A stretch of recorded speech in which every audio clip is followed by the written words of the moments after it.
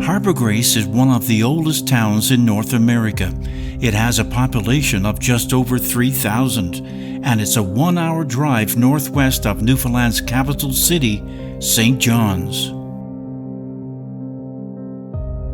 The town's history is rich in aviation, the fishery, and an annual regatta that dates back as early as, well, not quite as far back as when English pirate Peter Easton came on its shores.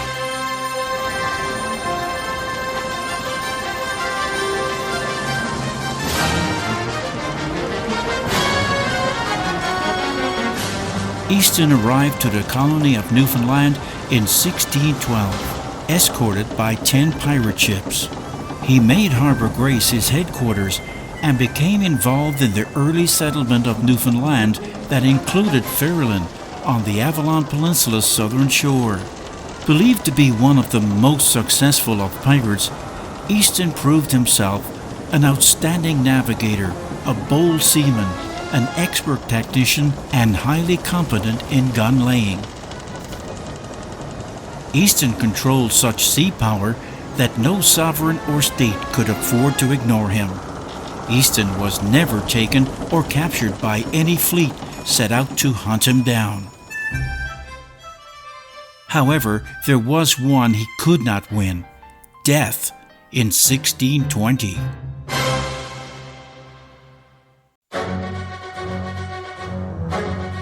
Eight years earlier, in 1612, explorer John Guy, founder of Copper's Cove, now called Cupid's, landed about 15 tons of salt on this beach, Colston's Beach, a small beach near Easton's headquarters. The beach was named by John Guy for his brother-in-law, William Colston.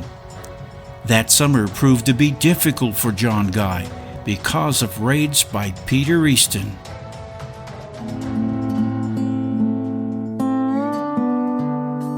From the beach, a staircase leads to the Conception Bay Museum's park, a beautifully arranged garden filled with nostalgia about the town of Harbour Grace. Notably, these water fountains were once distributed at other locations in town as public water supplies.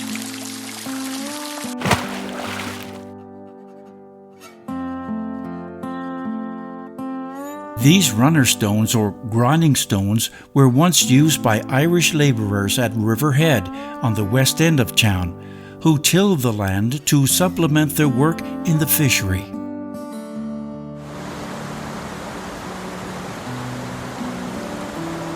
By 1850, two local merchants financially supported a flour mill at Bannerman River. The river's water energy powered the mill's stones.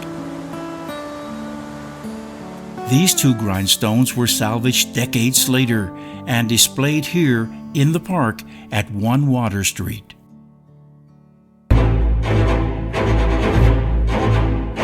To the right of the runner stones is the Customs House. Local folklore believes the earliest structure on this site was Pirate Peter Easton's fortifications in 1612. The Customs House of the early 1800s, a 1-story wooden structure, was replaced at the same location with this brick and slate roof structure in 1870. The new Customs House was a center of business and international trade for Conception Bay. Vessels leaving Newfoundland were subject to government tariffs. Customs duty taxes were collected on imported goods and animals. The Customs House would later become a tuberculosis clinic and the Department of Social Services. In 1974, the building was designated a National Exhibition Center and the Conception Bay Museum the following year. When exiting the museum, turn east again towards Colston's beach staircase and to the wings over the Atlantic. It's a symbolic set of wings celebrating the rich history of transatlantic flights in Harbour Grace. And this is where it started, Harbour Grace Airstrip. Newfoundland is geographically an ideal waypoint between North America and Europe. However, in 1927, the island didn't have an official airport. Gander Airport didn't come about till 1938.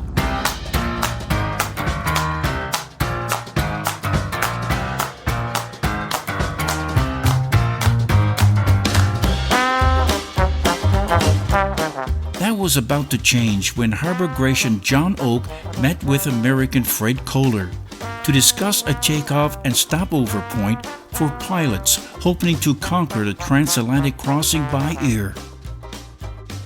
Oak showed Kohler the proposed property for the airstrip. A deal was worked out and construction started.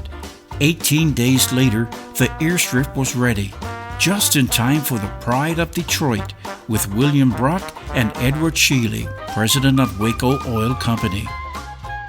The pair described the new airport as one of the finest they've seen. From the first landing and departure, many pilots passed through Harbour Grace. Some became famous. One of the world's most celebrated is 34-year-old Amelia Earhart, the first woman to fly solo across the Atlantic. Born July 24, 1897 in Kansas, Earhart was, to say the least, a trailblazer in early aviation that was at that time only done by men.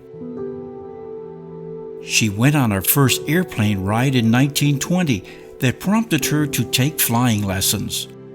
The following year, she bought her own plane, and 2 years later, a pilot's license. June 17, 1928, Earhart departed Trepassey, Newfoundland, as a passenger aboard a seaplane to become the first woman to fly the Atlantic. But laying on her stomach, keeping a log sheet, wasn't Earhart's ambition. She returned to Newfoundland May 20, 1932, this time to Harbour Grace in her Lockheed Vega. Her goal? To fly solo across the Atlantic.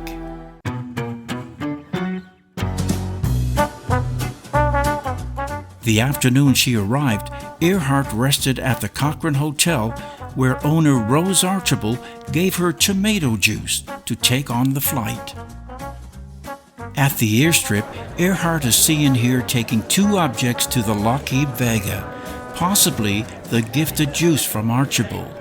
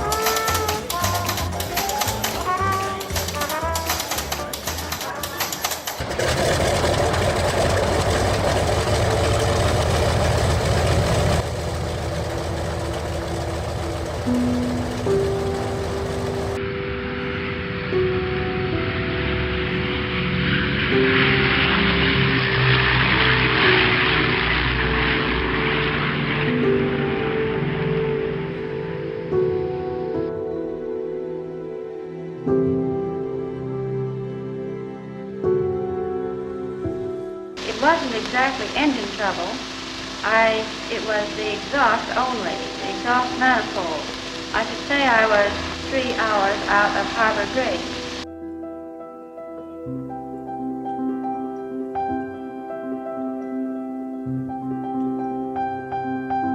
I cruised inland until I found a suitable pasture. I landed there after frightening all the cows in the neighborhood and rolled up to the farmer's front door. Earhart logged 14 hours, 56 minutes flight time across the Atlantic. She was reported telling the landowners all she had on the flight was tomato juice.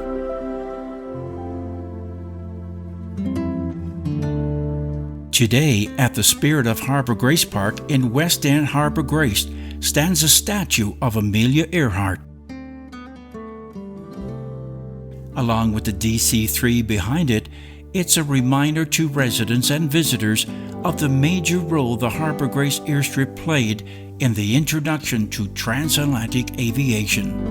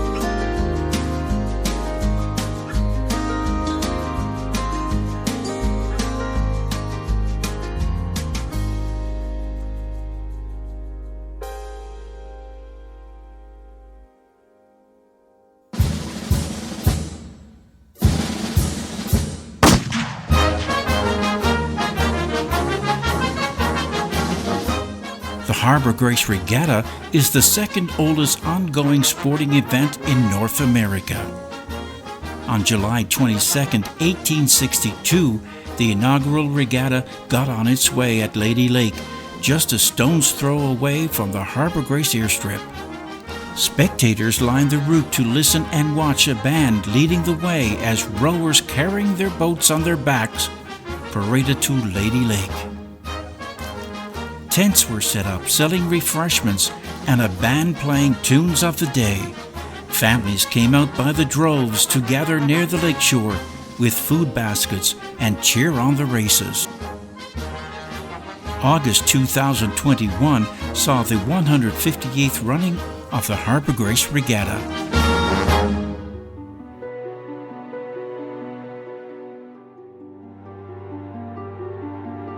No matter your age or where you live, our past proves the importance to document history for the next generation.